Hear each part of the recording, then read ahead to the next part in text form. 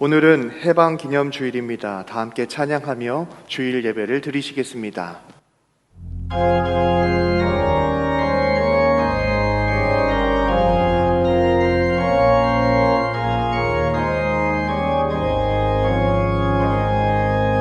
예수 우리 왕이여 이곳에 오셔서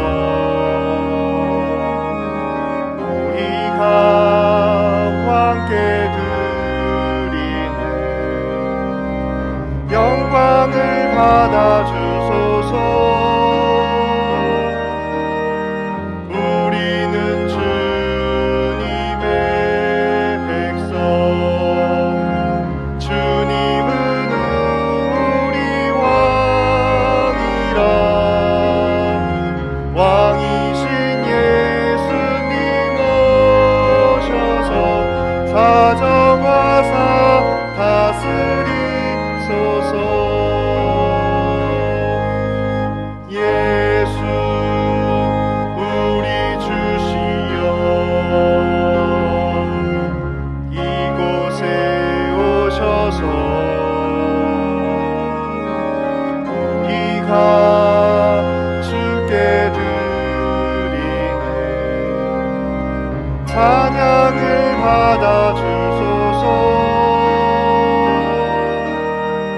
우리는 주님의 종들, 주님은 우리 주시라. 주 대신 예수님 오셔서 이 찬양을 받아 주소서.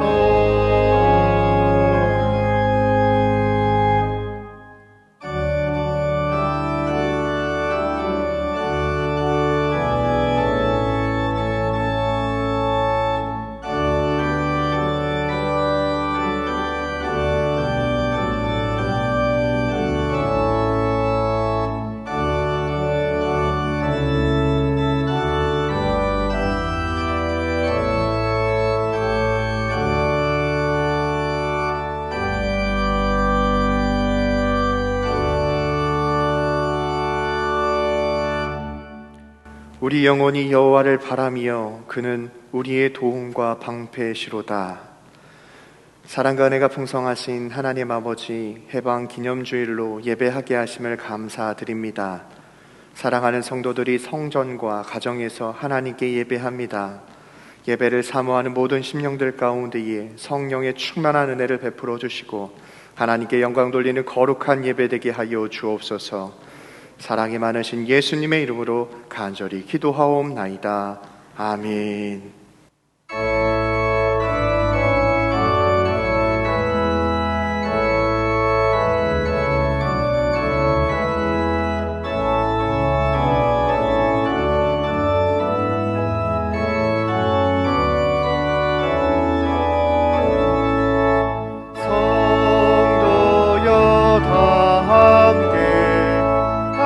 할렐루야 아멘. 주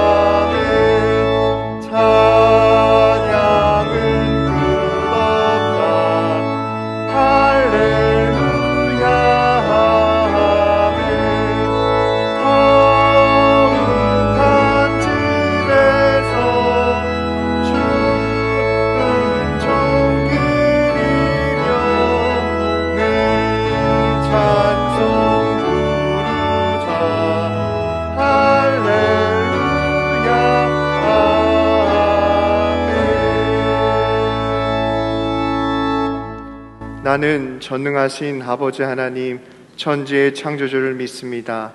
나는 그의 유일하신 아들 우리 주 예수 그리스도를 믿습니다. 그는 성령으로 잉태되어 동정녀 마리아에게서 나시고 본디오 빌라도에게 고난을 받아 십자가에 못 박혀 죽으시고 장사된 지 사흘 만에 죽은 자 가운데서 다시 살아나셨으며 하늘에 오르시어 전능하신 아버지 하나님 우편에 앉아 계시다가 거기로부터 살아있는 자와 죽은 자를 심판하러 오십니다. 나는 성령을 믿으며 거룩한 공교회와 성도의 교제와 죄를 용서받는 것과 몸의 부활과 영생을 믿습니다. 아멘. 하나님 아버지 감사합니다. 사랑하시는 주님을 이 땅에 보내주셔서 갖은 고통과 고난을 겪으시며 줄이시고 목마르셨고 주님의 몸이 십자가에서 죽으심으로 우리를 구원하여 주신 그 크신 사랑과 은혜에 감사를 드립니다. 살아계신 하나님 아버지, 코로나와 무더위 속에서도 저희들을 지켜주시고 인도하여 주신 은혜에 감사를 드립니다. 사랑과 은혜가 풍성하신 하나님 아버지, 전에는 내가 결정만 하면 언제든지 교회에 나올 수 있는 줄 알았사오나 이번 코로나 바이러스 4단계로 인해 끊겼던 발걸음이 하나님께서 허락하여 주심으로 8.15 해방 기념주의를 맞아 교회에 나와 하나님 앞에 예배드리게 하시니 참으로 고맙고 감사합니다. 사랑의 하나님 아버지, 부족하고 잘못한 게 많은 저희들이지만 그래도 저희들을 불러주시고 주님께로 나올 수 있도록 인도해 주신 은혜에 더욱 감사를 드립니다. 죄악 많은 세상 가운데 오염된 저희들의 강팍한 마음과 연약한 육체를 붙들어 주시어서 잃어버린 기쁨과 감사를 되찾고 베풀어 주신 은혜와 능력을 회복하는 귀하고 복된 시간 되게 하여 주시옵소서. 자비하시고 거룩하신 하나님 아버지, 지난 한 주간도 저희들이 지은 죄악과 허물, 실수와 잘못들을 주님 용서하여 주시옵소서. 마음은 원이로 돼 육신이 연약하여서 저희가 하나님을 찾지도 아니하며 하나님과 너무 멀리 떨어져 있었던 믿음 부족한 저희들을 돌아보며 회개하오니 저희들을 불쌍히 여겨 주시옵시고 주님 용서하여 주시옵소서. 주님의 뜻을 알면서도 행하지 않은 죄와 주님의 말씀에 순종하지 못한 죄를 주님 용서하여 주시옵소서. 아직도 하나님을 온전히 섬기지 못하고 주님의 마음을 아프게 하는 저희들을 긍휼히 여겨 주시옵소서. 여러 가지 절망과 염려로 삶을 포기한 채 고통받고 있는 성도들이 많이 있사오니 위로하여 주시옵시고 이 무더운 계절에 믿음 떨어져 나가지 않도록 붙들어 주시옵시며 이 어려움을 이기고 믿음으로 승리하는 저희들 모두가 되게 하여 주시옵소서. 다시 일어나 하나님을 찾고 여호와 하나님께 돌아오는 역사가 있게 하여 주시옵소서. 무엇보다도 하나님을 경외하는 신앙의 사람, 믿음의 사람들이 다 되게 하여 주시옵소서. 모두가 어려워하는 힘든 이 시국에 주님께서 세워주신 강소교회를 지켜보아여 주시옵소서.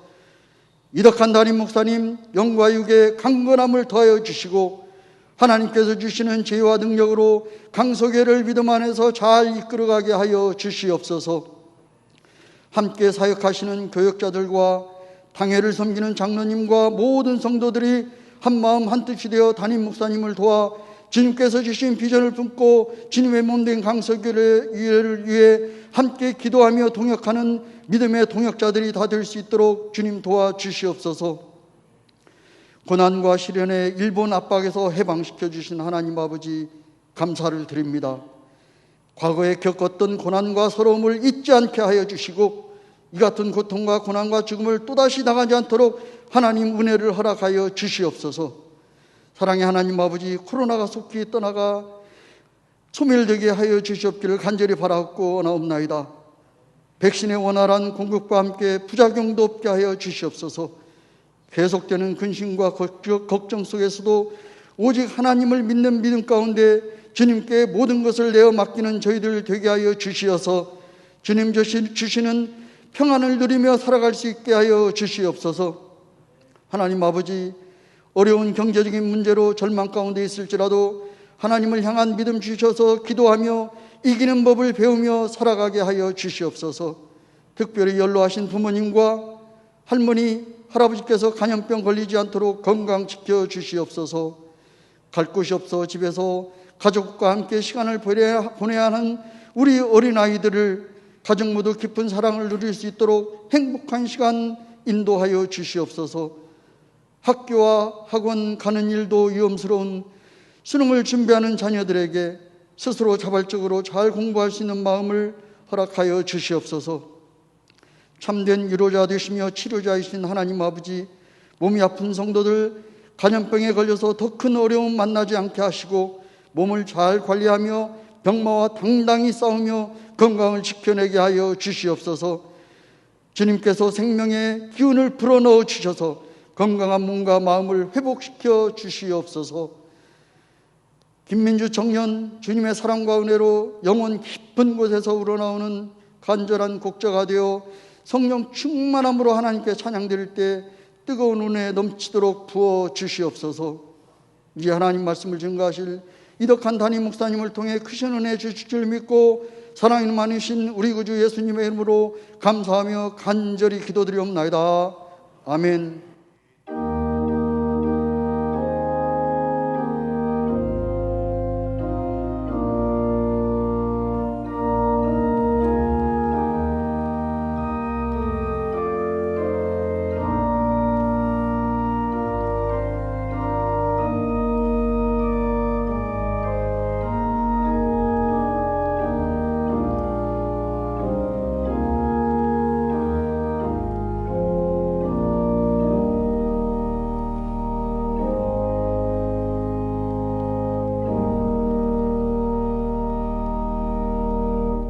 교회 소식을 말씀드리겠습니다. 오늘은 해방기념주일입니다.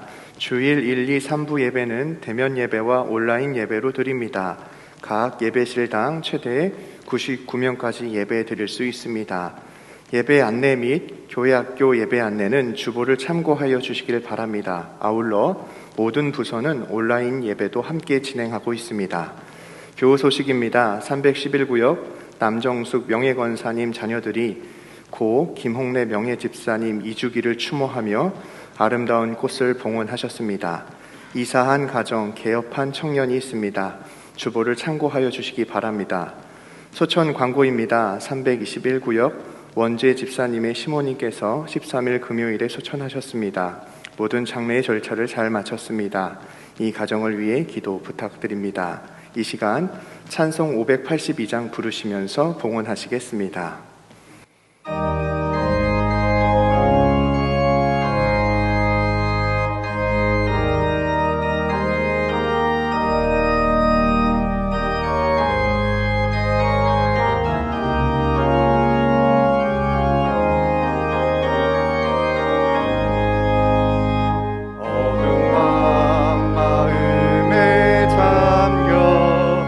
역사의 어둠 짙었을 때에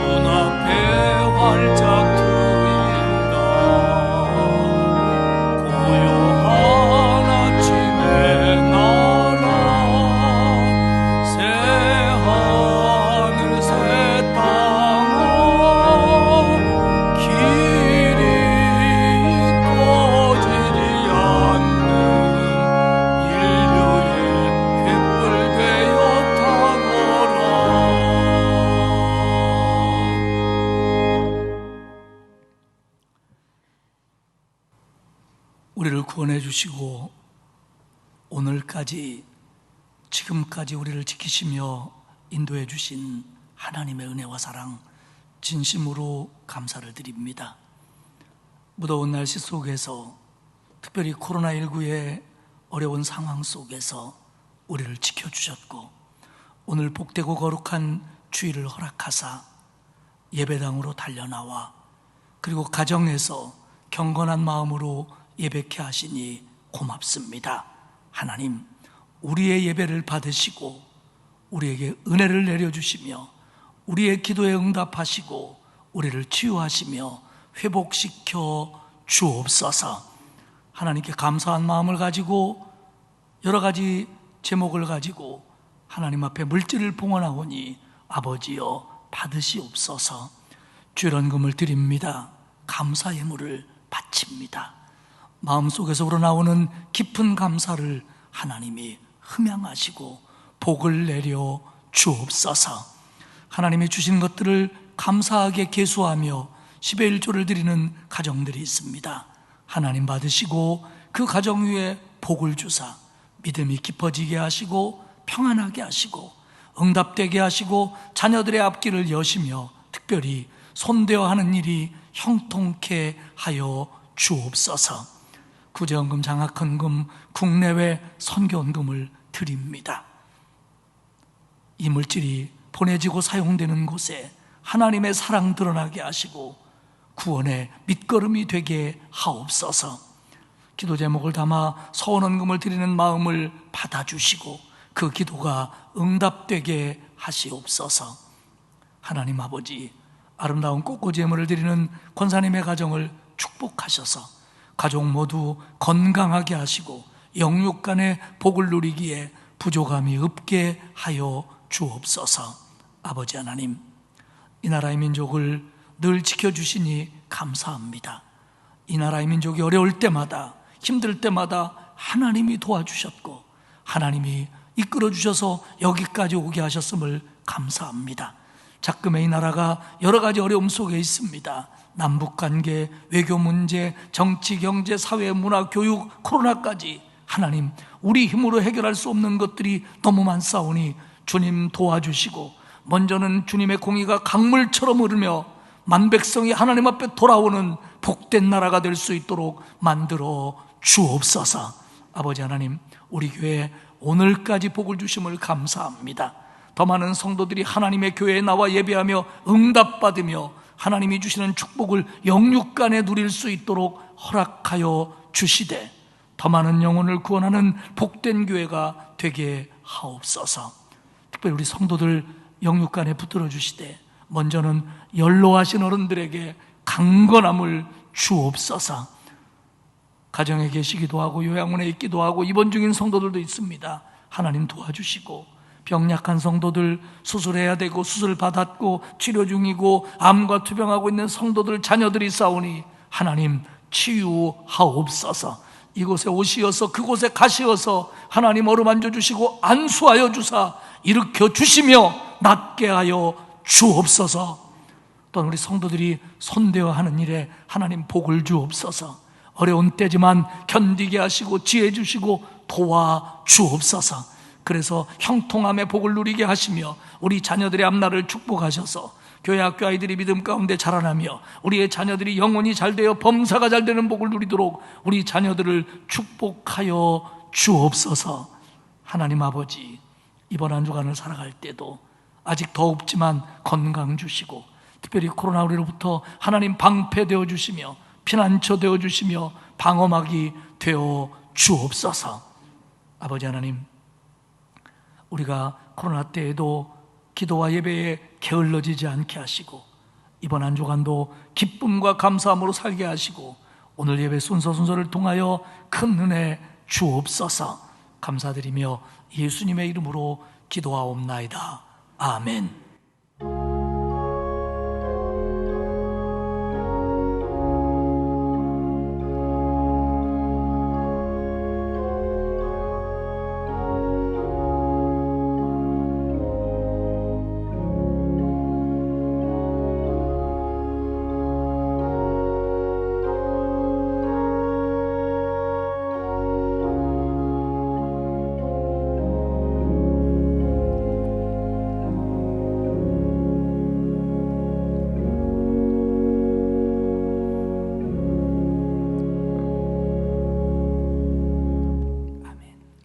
하나님의 말씀은 시편 126편 1절에서 6절까지입니다. 구약성경 899페이지입니다. 구약성경 899페이지 시편 126편 1절에서 6절까지입니다. 봉독하겠습니다. 여호와께서 시온의 포로를 돌려 보내실 때에 우리는 꿈꾸는 것 같았도다. 그때에 우리 입에는 웃음이 가득하고 우리 혀에는 찬양이 찼었도다. 그때에 문나라 가운데서 말하기를 여호와께서 그들을 위하여 큰 일을 행하셨다 하였도다. 여호와께서 우리를 위하여 큰 일을 행하셨으니 우리는 기쁘도다. 여호와여, 우리의 포로를 남방 시내들 같이 돌려 보내소서. 눈물을 흘리며 씨를 뿌리는 자는 기쁨으로 거두리로다. 울며 씨를 뿌리러 나가는 자는 반드시 기쁨으로 그 곡식단을 가지고 돌아오리로다. 아멘. 이 시간 김민주 청년의 시편 23편 찬양 후에 담임 목사님께서 우리가 꿈꾸는 것 같아도다 라는 제목으로 말씀 증거하시겠습니다.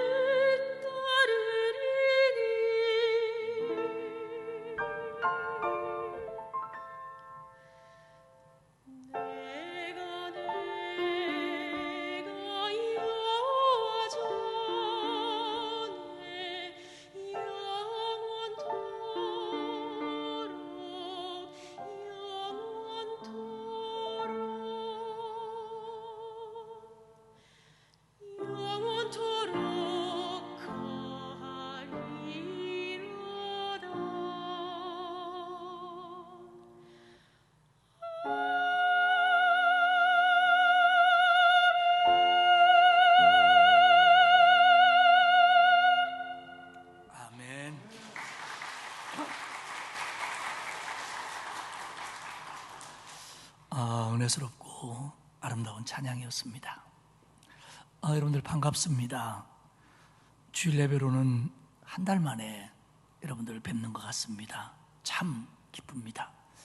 제가 주일날은 무게를 잡으려고 진한색 양복을 입습니다. 근데 오늘은 잘 안 입었던 양복을 꺼내 입었습니다. 그만큼 제가 설레이고 마음이 이렇다라는 뜻입니다. 어떻게 괜찮아요? 돌아볼까요 한번?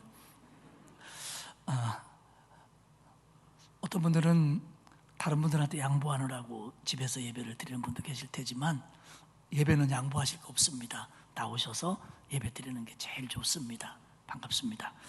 오늘은 76주년을 맞이하는 광복절이고요, 해방 기념주일입니다. 일본의 식민 통치하에 있었던 우리나라는 제2차 세계대전에서 일본이 연합군에게 항복함으로 말미암아 광복을 맞이합니다. 우리나라가 해방되어 자유를 누리게 된 것은 진정 하나님의 은혜였습니다. 하지만 곧바로 미군과 소련군이 들어왔고 결국은 국토가 남북으로 분단이 됩니다. 그 결과 6.25라고 하는 동족 상잔의 비극까지 겪었고 휴전하여 오늘까지 남북 분단이 고착화되어 가고 있습니다. 우리는 해방되었지만 해방의 기쁨을 제대로 누려보지도 못한 채 70년이 넘는 날들을 분단의 아픔을 겪고 있습니다. 그뿐 아닙니다. 눈에 보이는 분단뿐만 아니라 우리 주변 열강들의 힘겨루기 속에서 자주 외교를 마음껏 펼치지 못하고 있고요, 우리의 소원은 통일이라고 노래하면서도 북한에 대한 시각과 북한을 대하는 방법에서조차 우리는 통일을 이루지 못하고 하나 되지 못한 채 살고 있습니다. 게다가 우리나라는 지금 전 세계가 그렇듯이 코로나19의 어려움 속에 어려움을 겪고 있습니다. 몸과 마음이 진정 자유롭지 못하고 기쁨과 평안보다는 염려와 걱정과 두려움이 있는 위축된 일상을 사는 것도 사실입니다. 오늘 우리가 해방을 기념하며 평화와 자유를 노래하고 하나님께 감사해야 되는 날인데, 해방, 자유, 평화, 기쁨, 이런 의미들이 무색해지는 오늘을 맞고 있습니다. 기도하기는 하나님께서 우리를 긍휼히 여기사 우리를 고쳐주시고 이 땅을 고쳐주사 하나님의 공의가 강물처럼 흐르고 그리고 코로나로부터 회복되어 우리나라가, 우리 모두가 진정한 평화와 기쁨을 누리는 날이 속히 오게 되기를 기도하는 마음입니다.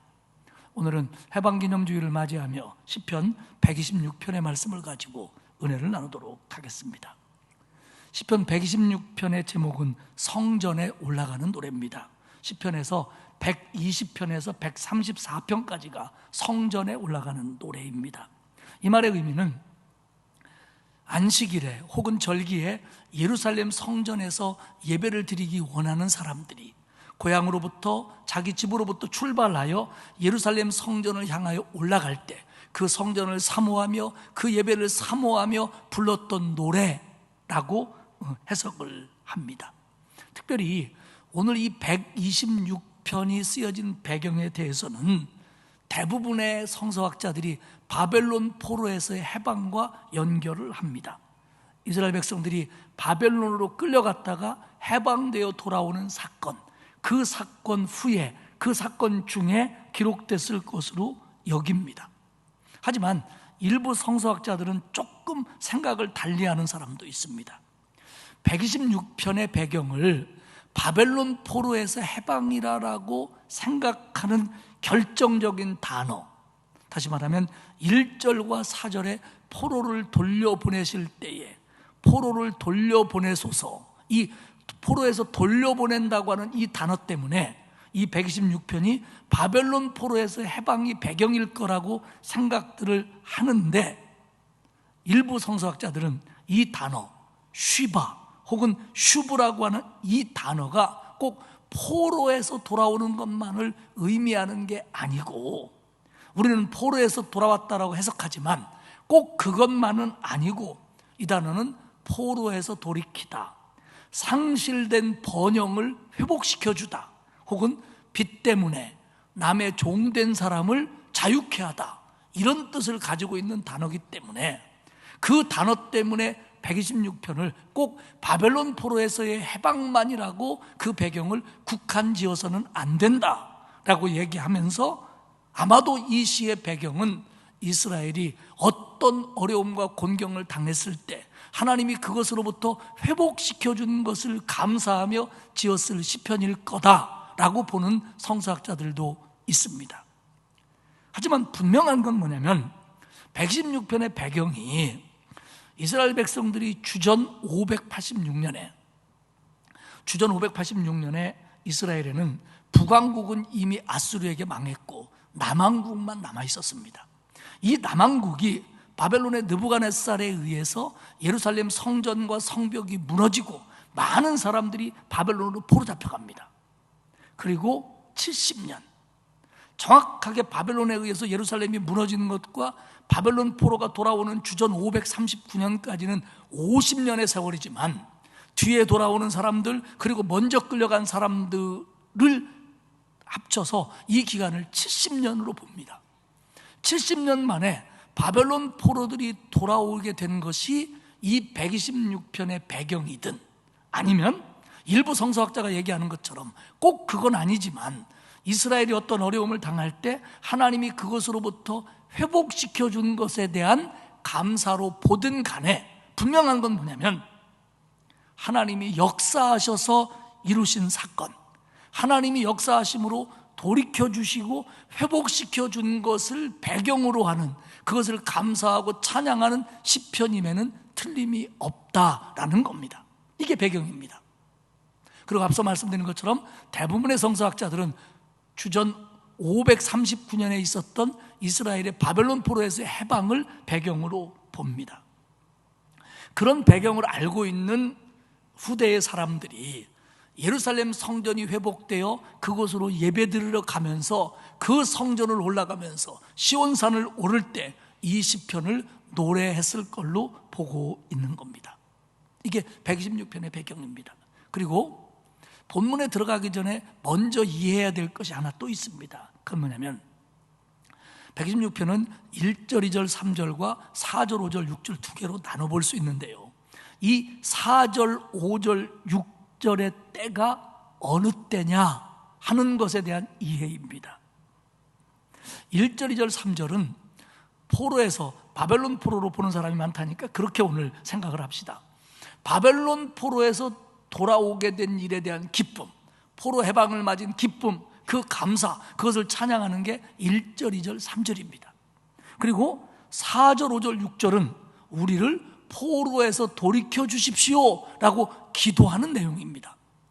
그렇기 때문에 일부 성서학자들은 이게 앞뒤가 바뀐 거다, 시간상 4절, 5절, 6절이 먼저고 1절, 2절, 3절이 뒤다. 즉 하나님, 우리 포로에서 돌이켜 주십시오, 우리 눈물로 씨를 뿌리니까 열매를 거두게 하십시오 라고 간절히 기도했고, 그 기도의 응답으로 하나님이 바벨론 포로에서 이스라엘 백성을 해방시켜줬고, 그래서 기뻐 노래하는 게 1절, 2절, 3절이다. 시제를, 사건의 순서를 바꿔봐야 된다, 이렇게 해석들을 합니다. 그러나 더 많은 이들은 그렇게 생각하지 않고요, 시편 126편의 시간수는 맞다. 그럼 이게 무슨 의미냐면, 하나님께서 이스라엘 백성을 바벨론 포로에서 해방을 시켜줬어요. 그래서 막 웃음이 가득 차고 기쁨을 노래하고 돌아왔어요. 예루살렘에 돌아와 보니까, 그런데 돌아와 보니까 자기들의 생각하고 다른 겁니다. 온전한 회복을 이루지를 못한 겁니다. 여전히 예루살렘이 독립된 게 아니에요. 우리가 얼마 전에 수요일에 에스라와 느헤미야를 수요일마다 쭉 봤는데요, 거기 보면 이들이 예루살렘에 돌아왔지만, 해방되어 왔지만 독립된 게 아니에요. 여전히 페르시아라고 하는 나라의 지방 행정 지역에 지나지 않습니다. 물론 스룹바벨이라고 하는 유대인이 그 예루살렘을 다스리는 총독이었지만, 그러나 자기 마음대로 할 수 있는 게 그렇게 많지 않았습니다. 그렇기 때문에 그들이 원했던 통일이, 그들이 원했던 해방이 아닌 거예요. 정치적으로 그렇죠? 그런데다가 경제적으로도 어려운 거예요. 게다가 바벨론에 갔던 이스라엘 백성들과 그 자손들이 다 돌아온 게 아닙니다. 아직 많은 사람들이 안 돌아왔고 못 돌아왔어요. 그렇기 때문에 그들이 돌아와서 보니까 정치적으로도 그렇고 아직도 다 못 왔고 경제적으로도 어렵고, 그러니까 하나님, 우리의 포로들을 돌려보내 주십시오. 우리를 회복시켜 주십시오. 우리를 이 문제로부터 하나님 이겨내도록 도와주십시오 라고 하는 기도를 4절과 5절과 6절에 다시 드리고 있는 거다, 이렇게 보는 해석이 보다 지배적입니다. 오늘 이런 배경과 시간상의 문제를 좀 이해하면서 126편의 내용들을 살펴보도록 하겠습니다. 두 단락으로 나눌 수 있는데요, 첫 번째 단락 1절과 2절의 3절은 하나님께서 바벨론 포로에서 해방시켜준 기쁨을 노래하며 감사하고 있습니다. 1절을 봅시다. 여호와께서 시온의 포로들을 돌려보내실 때에 우리는 꿈꾸는 것 같았도다. 자, 우리가 이스라엘의 멸망과 바벨론 포로에서 해방 등을 이해하기 위해서는 이스라엘의 역사를 조금 짚어볼 필요가 있습니다. 여러분들이 외우실 필요는 없고요, 또 이렇게 제가 말씀드릴 때마다 좀 기억을 하시려고 애를 쓰면 성경을 볼 때 훨씬 더 해석하기가 좋고 은혜롭습니다. 이스라엘은 아브라함 이후에 가나안 땅에 사는 작은 부족이었습니다. 야곱의 아들 요셉이 애굽의 총리가 된 것을 계기로 야곱의 자손들이 애굽으로 이주합니다. 오늘의 이집트죠. 이주해서 처음에는 대우받고 잘 살았습니다. 그런데 나중에는 나라가 바뀌고 왕권이 바뀌면서 이스라엘 백성의 늘어남을 견제하는 사람들 때문에 나중에는 이스라엘 백성들이, 히브리인들이 애굽에서 종살이를 합니다. 그 모든 기간이 430년입니다. 그러다가 하나님의 백성들이 하나님 앞에 기도했고, 하나님은 때가 되어 모세를 들어서 이스라엘 백성을 애굽에서 탈출시킵니다. 이게 출애굽이죠. 광야에서 나와 모세의 인도로 그들은 40년을 보냅니다. 그러다가 모세는 모압 평지에서 하나님의 부름을 받고, 이제는 두 번째로 여호수아가 이스라엘 백성을 이끌고 요단강을 건너 지금의 이스라엘 땅, 팔레스타인 땅, 가나안 땅으로 들어가서 그 땅을 정복합니다. 그래서 지금의 땅을 차지합니다. 그리고는 사사시대라고 하는 영적으로 육적으로 암흑 시기를 보내고 이스라엘은 주변 나라들과 똑같은 왕정 국가를 수립합니다. 왕이 나라를 다스리는, 그때까지는 왕이 없었습니다. 그래서 첫 번째 왕이 사울, 두 번째가 다윗, 세 번째가 솔로몬입니다. 솔로몬이 왕이 된 후 처음에는 정치를 잘했지만 그가 하나님 앞에 여러 가지 범죄를 합니다. 그 결과로 왕정 국가는 3대밖에 가지 못하고 솔로몬의 아들대에서 북왕국 이스라엘과 남왕국 유다로 남북이 분열됩니다. 북왕국 이스라엘은 솔로몬의 신하였던 여로보암이 10지파를 이끌고 북왕국을 세웁니다. 그래서 첫 번째 수도를 세겜, 그리고 다시 디르사로 천도를 하고 나중에 사마리아가 북왕국 이스라엘의 수도로 자리 잡습니다. 그래서 우리는 북왕국 사람들을 사마리아 사람이라고 부릅니다. 남왕국 유다는 두 지파를 중심으로 솔로몬의 아들이었던 르호보암이 예루살렘을 수도로 유지하면서 다시 국가를 이끌어갑니다. 북왕국, 남왕국 두 개가 같이 존재하다가 북왕국은 209년간 19명의 왕이 다스리다가 주전 722년에 아수르, 세계사의 이름으로 아시리아에 의해서 북왕국 이스라엘이 망합니다. 남왕국 혼자 존재하다가 이 남왕국은 유다 지파와 베냐민 지파로 이어진 다윗 왕국의 정통성을 가지고 있는 나라입니다. 그런데 344년 동안 20명의 왕이 나라를 다스리다가 주전 586년 메소포타미아의 강국, 중독의 강국 바벨론에 의해서 멸망을 받습니다.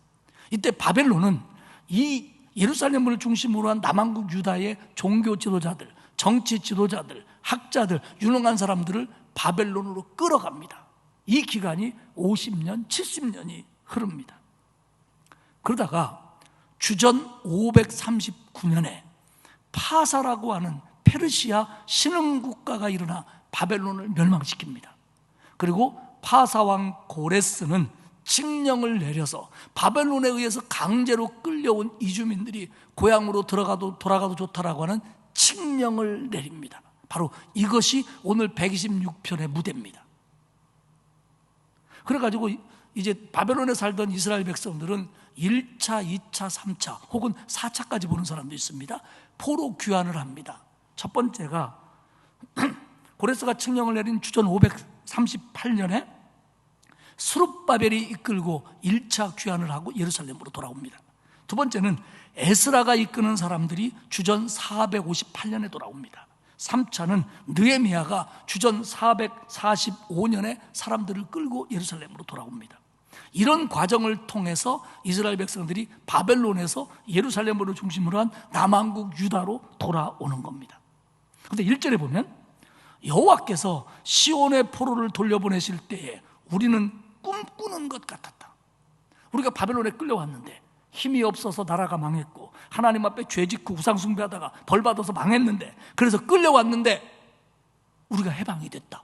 이게 꿈이냐 생시냐? 우리가 꿈꾸는 것 같았도다. 그도 그럴 것이 이스라엘의 힘으로는 절대로 바벨론을 이길 수 없습니다. 바벨론이라고 하는 나라는요, 세계 역사상 중동에서 가장 강했던 나라입니다. 바벨론은 고대 바벨론과 신바벨론을 나눌 수 있는데요, 이 고대 바벨론은 메소포타미아의 강국으로, 특별히 6번째 통치자였던 함무라비에 의해서, 우리가 그 최고의 성문법인 함무라비 법전 알잖아요. 함무라비 법전을 만들 정도로 아주 통치를 잘했고요, 번영을 이룬 나라가 고대 바벨론입니다. 어느 나라도 범접을 못했어요. 그래갖고 막 영토를 막 넓혀갔습니다.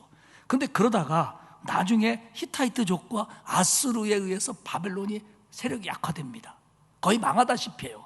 그러다가 나중에 이 바벨론의 갈대아 사람들이 메데인과 힘을 합쳐갖고 아수르를 멸망시키고 신바벨론이라고 하는 나라를 세웁니다. 더 강력한 나라가 됐어요. 그래갖고 지중해까지 나라를 펼쳐가는 아주 중동의 최대 강국으로 바벨론은 자리 잡습니다. 그런데 이 바벨론이 주전 549년에 엘람의 고레스라고 하는 사람이 메대 왕국의 반기를 들어가지고 메대 왕국을 멸망시키고 파사라고, 페르시아라고 자기의 왕국을 이름을 붙입니다. 그리고는 그의 아들 고레스 2세가 주전 539년에 이 강력한 바벨론 왕국을 멸망시켜요. 이게 파사입니다.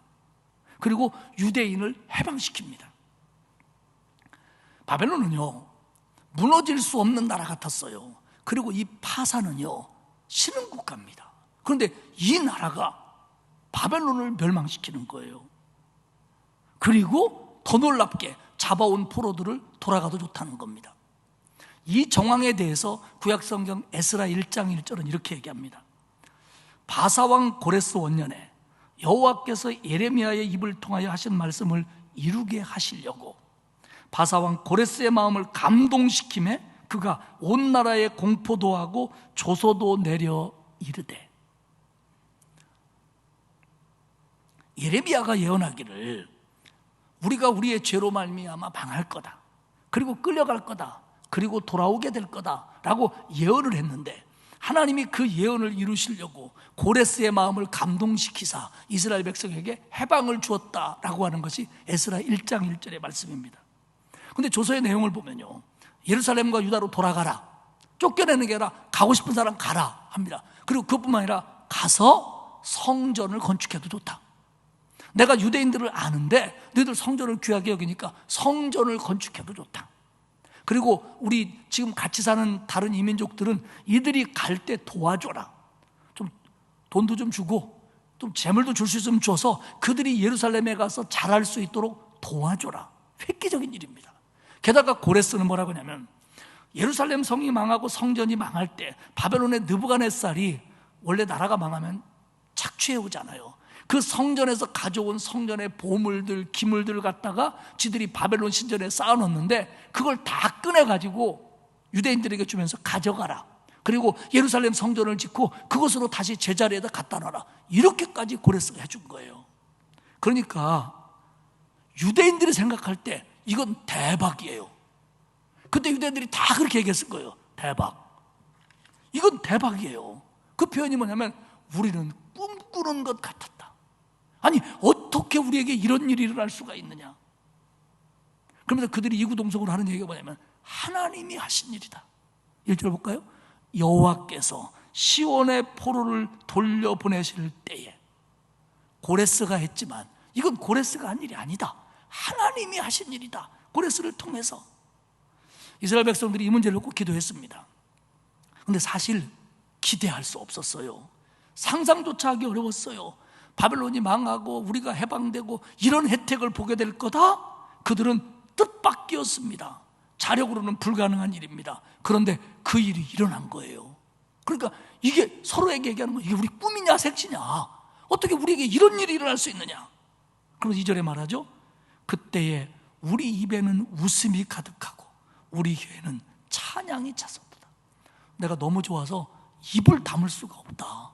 입을 다물 수가 없다. 찬양, 기쁨의 외침, 기쁨으로 부르는 노래, 이 노래를 그칠 수가 없는 거예요. 너무 좋아가지고, 너무 좋아서 어쩔 줄 모르는 거예요.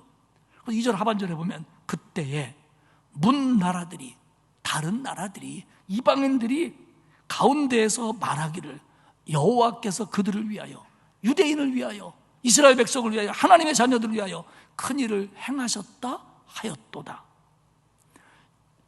상황을 아니까, 정세를 아니까 이 일이 너무 놀라워서 이방인들까지도 이거야말로 하나님이 하신 일이네, 하나님이 안 계시다면 유대인들이 어떻게 저런 일이 일어날 수 있어? 라고 그들도 놀랬다는 겁니다. 이스라엘의 운명이 완전히 바뀌어서, 이스라엘의 미래가 바뀌어서 이방인들조차 깜짝 놀라며 이건 하나님의 축복이다 라고 그들도 말했다는 거예요. 3절입니다. 여호와께서 우리를 위하여 큰 일을 행하셨으니 우리는 기쁘도다. 이스라엘 백성들이 바벨론에서 해방되면서 기뻐하며 감사했던 이유, 큰 이유가 두 가지입니다. 하나는 하나님이 하셨다, 하나는 큰일이라는 겁니다. 이건 큰일이라는 겁니다. 우리가 할 수 없는 일이라는 겁니다. 놀라운 일이라는 겁니다.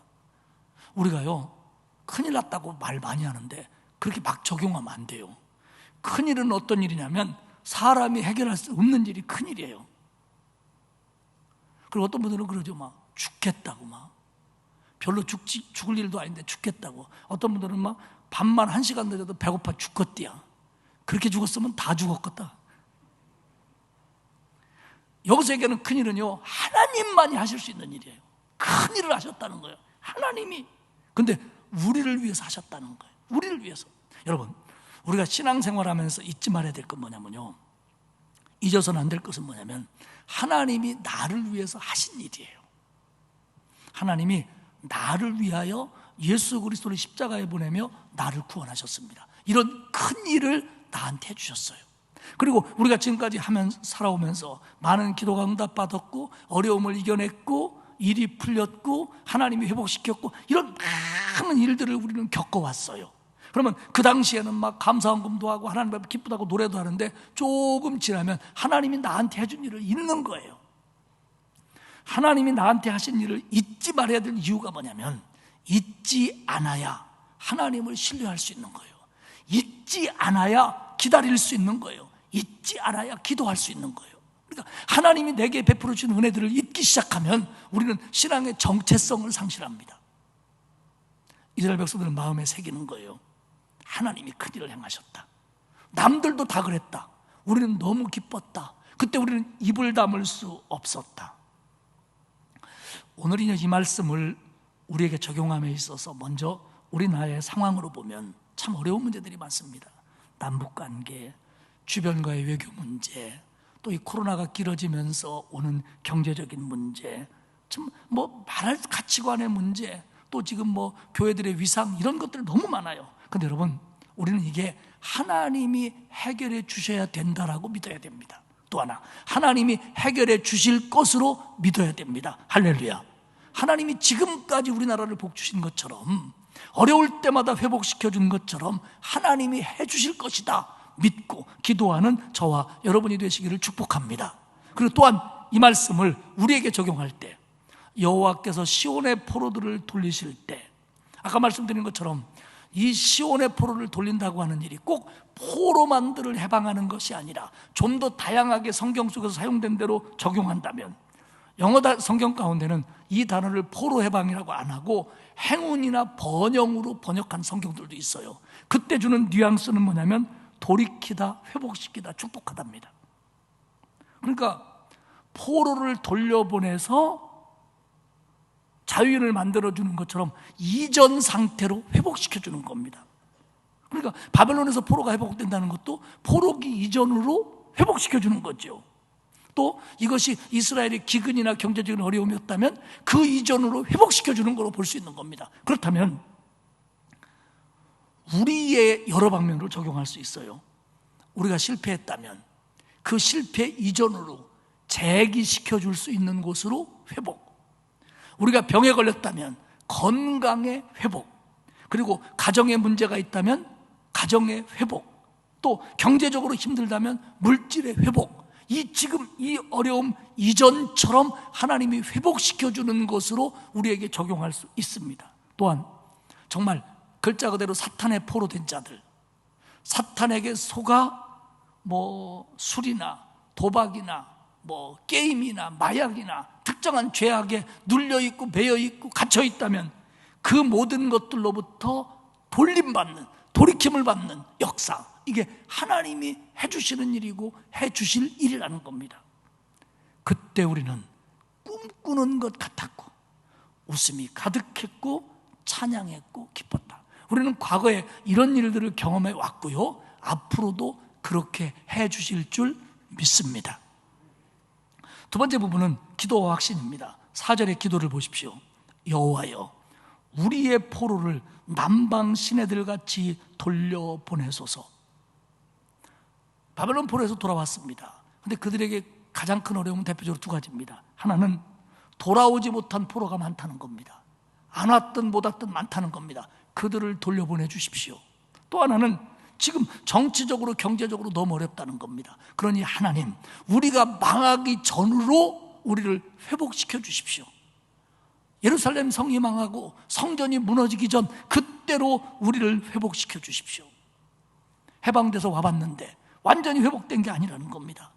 행정구역상도 그렇고 많은 사람들이 예루살렘과 유다가 번성하는 걸 막습니다. 특별히 사마리아인들이 목숨을 걸고 막아요.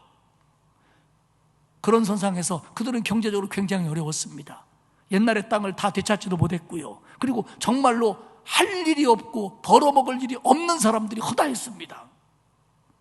기쁨으로 왔는데 막상 와보니까 회복돼야 될 게 너무 많은 거예요. 하나님, 우리의 포로들을 돌려보내 주십시오. 우리를 회복시켜 주십시오. 그런데 여기서 눈여겨봐야 될 것은 뭐냐면 이렇게 기도해요. 여호와여, 우리의 포로를 남방 시내들같이 돌려보내소서. 남방 시내, 남쪽에 있는 시내가라는 뜻입니다. 여기서 남방 시내는 네게부 지역을 가리켜요. 제가 좀 더 이 부분에 좀 지혜와 자료를 얻으려고 책을 보고 좀 더 얻고 싶어서 인터넷을 쳤습니다. 남방 시내. 그랬더니 따라오는 글자들이 뭔 줄 알아요? 마남방, 면남방. 그 남방 아닙니다. 이게 남방이라고 하는 것은 예루살렘에서 볼 때 남쪽 네게부 지역을 가리켜요. 근데 이 시내가 왜 의미가 있냐면 남방의 시내들은요, 비가 내리지 않는 건기인 여름, 여기는 여름에 비가 안 오고 겨울에 비가 내립니다. 여름에 비가 오지 않으면 시내였던 곳이 여기가 과연 시내가였나? 라고 모를 정도로, 의심할 정도로 물이 한 방울도 없습니다. 그냥 물이 흘렀던 자리만 있어요. 그리고 물이 흐르던 것을 기억도 생각하지 못할 정도로 그냥 이렇게 냇가처럼 보이는데 물이 하나도 없는 거예요. 이걸 와디라고 부르고 건곡이라고 부르고 건천이라고 부릅니다. 그런데 겨울에 우기가 되면, 팔레스타인은 비가 많이 오지 않습니다만은 홍수질 때처럼 많이 올 때도 있어요. 그런데 비가 오게 되면 이 갑자기 쏟아진 물로 남방의 시내들은 급류를 이룹니다. 막 걷잡을 수 없이 흐르는 거예요. 왜냐하면 이 비라는 것이 산이 있고 나무가 있어서 적당한 강수량이 오면은 거기에 흡수가 되고 그리고 졸졸졸졸 흘러서 이게 상류가 있고 시작되는 점이 있는데, 남방의 시내는요 어디가 상류냐? 그때그때 달라요. 비 온 데가 상류입니다. 비 쏟아진 데가 상류예요. 거기서부터 물이 흐르는 거예요. 어디로 스며들지 않고 막 그냥 흘러가는데 이것이 막 급류가 되고요, 이 물로 인해서 주변에 샘물과 우물물들이 채워져서 식수가 공급되는 거예요. 그리고 비가 오기 전하고 비가 온 후하고 완전히 달라요. 남방시내는. 여호와여, 우리의 포로들을, 여호와여, 지금 우리의 어려움들을 남방 시내같이 돌려보내소서. 비가 오면 아주 급하게 급류가 되어 왕창은 이게 쓸 따는 아닌데, 그래서 여기서 남방 시내라고 하는 의미는 급하게 변화되는 상황을 의미합니다. 바벨론 포로에서 언제 해방될지 몰랐는데 갑자기 하나님의 은혜로 회복시켜 준 것처럼, 그래서 자기들이 웃음을 참지 못하고 노래를 그치지 못할 정도로 기뻐했던 것처럼, 지금 물을 보면, 그곳을 보면 물이 한 방울도 없고 물이 마르고 바닥은 갈라져서 정말 이곳에 다시 물이 흐를 수 있을까라고 의심할 수밖에 없는 상황 속에서 우리는 기다립니다. 남방 시내에 물이 흐르는 것을 우리는 봤습니다. 하나님, 우리의 포로들을, 지금 우리의 기도 제목을, 지금 우리의 어려움을, 지금 우리의 고난을 그 물이 흐르는 것처럼 하나님이여 급하게 넘쳐나도록 흐르게 해 주시옵소서. 이게 그들의 기도입니다. 이게 그들의 기도입니다. 그러면서 5절에 얘기합니다. 눈물을 흘리며 씨를 뿌리는 자는 기쁨으로 거두리로다. 씨를 뿌리는 계절은 봄입니다. 거두는 계절은 가을입니다.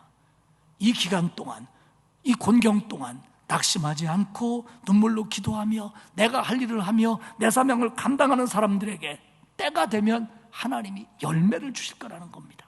이건 자연의 법칙이고 영적인 법칙입니다. 눈물을 흘리며 아픔을 참는 의미도 있고요, 회개한다는 의미도 있습니다.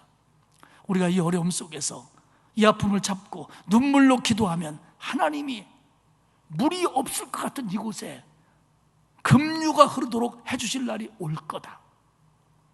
실제로요, 북왕국이 망하고 남왕국이 망한 이유는 하나님의 백성이 하나님을 멀리하고 우상을 숭배하고 온갖 죄를 짓다가 하나님의 수많은 선지자들이 경고했는데도 고치지 않다가 나라가 망한 겁니다.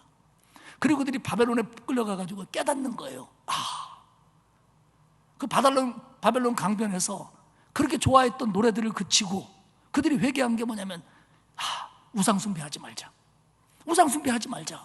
그리고 그때까지는 이스라엘의 하나님, 우리 민족의 하나님, 우리나라의 하나님이면 덩달아 하나님인 줄 알았어요. 그게 아니구나. 내가 하나님 앞에 개인이구나. 이걸 깨닫습니다. 그래가지고요, 그들은 이스라엘의 하나님이기 때문에 성전에 가서 예배만 드려야 된다고 생각했지만 이것이 바뀌면서 바벨론에서는 물리적으로 할 수도 없어서 회당이 생기기 시작합니다. 그래가지고요, 그들이 바벨론에서 예루살렘으로 돌아온 뒤에 이스라엘 백성들은 우상 숭배 안 합니다. 나중에 율법주의 같은 바리새인들이 생기긴 하지만 우상 숭배 안 해요. 그리고 회당 예배가 동네마다 자리 잡습니다. 이게 뭐냐면 이스라엘 백성들이 바벨론에 가서 회개해서 얻은 것들이에요. 6절에 보면 울며 씨를 뿌리러 나가는 자는 반드시 기쁨으로 그 곡식의 단을 가지고 돌아오리라. 그들은 경험했거든요. 바벨론 포로 잡혀가서 우리나라 끝난 줄 알았는데 하나님이 돌아오게 해줬다. 그러면 지금 어려움도 하나님이 돌이켜 주실 것이다. 이게 그들의 기도입니다. 사랑하는 여러분, 그리스도인의 고난이나 하나님의 백성의 현재의 역경은 하나님의 능력이나 은혜를 부인해도 되는 증거가 아닙니다. 지금 내가 어려움을 당한다고 해서, 지금 우리 민족이 어렵다고 해서 하나님의 은혜가, 하나님의 능력이 없다 있다 말할 수 있는 대상이 아닙니다. 하나님은요, 우리를 과거에 구원하셨습니다. 우리를 십자가의 보혈로 하나님의 자녀로 회복시켜줬어요. 그리고 나라적으로, 가정적으로, 사회적으로, 개인적으로 많은 어려움들이 있을 때 하나님은 우리를 도와줬습니다. 그래서 우리가 여기까지 왔어요. 그렇기 때문에 오늘의 어려움도, 지금의 아픔도, 현재의 눈물도 하나님이 남방 시내처럼 언젠가는 회복시켜 줄 거라고 우리는 믿고 기도해야 옳습니다. 어느 날 작은 구름이 일어나고 하나님의 은혜의 단비가, 축복의 단비가 쏟아지는 날, 남방 시내처럼 물은 급류가 되고 주변을 적시며 샘과 우물을 채우며 하나님의 백성들에게, 많은 이들에게 생수를 보내주시며 은혜와 복을 내려주실 줄 믿습니다. 제가 좋아하는 이 시편학자 중에 스티븐 제이 로슨이라고 하는 사람이 있습니다. 그 사람이 126편에 대해서 어떤 얘기를 하냐면 4절에 여호와여 우리의 포로를 남방 시내들 같이 돌려주소서 라고 하면서 여기서 돌려보내다라고 하는, 아까 포로를 돌려보내는 이 슈브, 이 단어가 구약에서, 그 사람은 참 연구를 많이 해요. 구약의 단어 중에 12번째로 많이 사용된 단어랍니다. 돌려보내다가. 근데 이것이 구약 성경에 1000번 이상 쓰여졌고요, 시편에 70번 이상 쓰여졌다는 겁니다. 그런데 여기서는 포로를 돌려보내다라고 해석했지만 이 단어가 가장 많이 사용된 건 뭐냐면 악에서 떠나 하나님께로 돌아가다라는 뜻이라는 겁니다.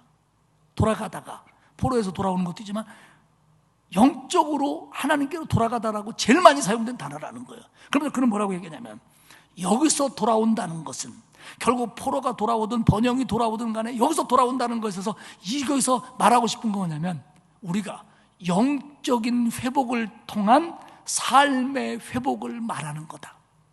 결국 바벨론에서 포로가 돌아온 것도 회복이라면 그들이 거기서 영적인 회복을 통해서 돌아온 거다. 하나님의 백성들이 기도가 응답되고 축복을 받는다는 건 그 과정 속에서 하나님 앞에 기도하고 회개하고 영적으로 회복된 것을 통해서 그 모든 것을 얻는 것이다. 이렇게 스티븐 제이 로스는 이 부분을 주석합니다. 저는 이 말씀을 마음에 많이 새겼습니다. 사랑하는 여러분, 하나님은 우리를 회복시키시는 분입니다. 그러면 이 회복을 위해서 하나님이 돌이키기 전에 우리는 돌아가야 됩니다. 우리에게 영적인 회복이 일어나고 눈물의 회개가 일어나고 눈물로 씨를 뿌리는 일이 우리에게 있어져야, 꼭 막 대성통곡하며 기도하자는 것이 아니라 정말 우리가 이 어려움들을 하나님께 맡기고 우리의 일을 성실히 해내는 것도 눈물로 씨를 뿌리는 겁니다. 이런 과정들을 통해서 우리의 영이 회복될 때 하나님은 언젠가 정말 여기에 물이 흐를 수 있을까, 이 갈라진 바닥이 샘물 노릇을 할 수 있을까라고 의심하는 때에 어느 날 은혜의 단비가 쏟아지고 하늘문이 열리고 우리에게 응답의 역사, 회복의 역사, 축복의 역사, 넘침의 역사가 저와 여러분에게 일어날 줄로 믿습니다. 하나님은 과거에 우리를 회복시키신 분이에요. 그리고 우리가 구원받았잖아요. 그리고 어려움 속에서 응답하시는 하나님이에요. 그러면 오늘 것도 하나님이 어느 날 그렇게 해줄 걸로 믿고 눈물로 씨를 뿌리는 것이 우리가 해야 될 일입니다.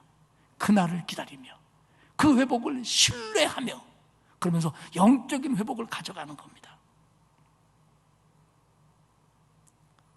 저는 이 말이 좋아서 또 한 번 얘기합니다. 어느 날 하늘문이 열리고 은혜의 단비가 쏟아져서 회복의 물줄기가 남방 시내의 그 급류처럼 콸콸 흐르는 날이 내 영과 내 육과 내 삶과 내 가정과 우리나라에 그렇게 콸콸 흐르는 날이 올 줄로 믿고 기대하며 기도하는 저와 여러분이 되시기를 주님의 이름으로 축복합니다. 기도하겠습니다. 하나님 아버지 고맙습니다. 하나님은 우리를 돌이켜주시는 분이고 회복시켜주시는 하나님이시기에 우리를 구원하사 하나님의 자녀로 회복시켜주셨고 과거의 많은 어려움들 속에서 우리를 도와주셨으며 지금의 어려움 속에서도 하나님이 돌이키시며 회복시켜 주실 것을 믿습니다. 어떤 이는 그곳에 어떻게 물이 흐르겠냐고, 어떻게 그것이 냇가 노릇을 하겠냐고 말할지 모르지만 하늘문이 열리고 은혜의 단비가 쏟아지는 날 이곳에 하나님의 회복하심의 급류가 강물처럼 흐르게 될 줄로 믿습니다. 우리 성도들 소망을 가지고 하늘을 바라보며 은혜를 기억하며 눈물로 씨를 뿌릴 수 있도록 힘을 주옵소서. 감사드리며 예수님의 이름으로 기도합니다. 아멘. 찬송가 312장 부르겠습니다.